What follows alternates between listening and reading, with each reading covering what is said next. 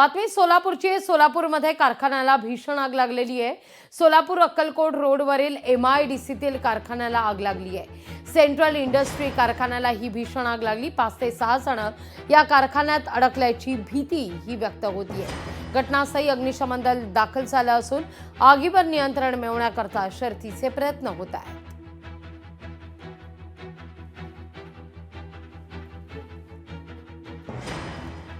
या सगळ्याविषयी अधिक माहिती घेण्याकरता थेट जाऊया आपले प्रतिनिधी वसीम अत्तार यांच्याकडे। वसीम, काय सध्या परिस्थिती आहे?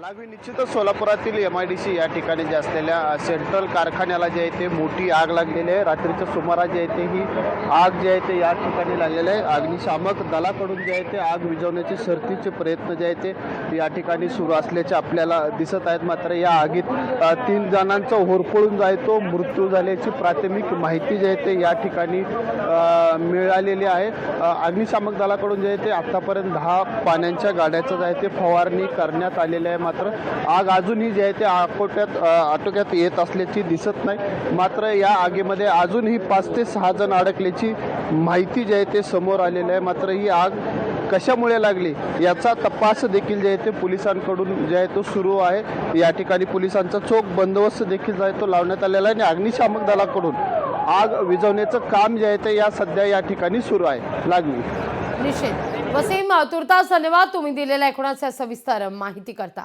घटनास्थळी अग्निशमन दल दाखल झालेले आणि त्या ठिकाणी आगीवर नियंत्रण मिळवण्याकरता शर्थीचे प्रयत्न केले जातात।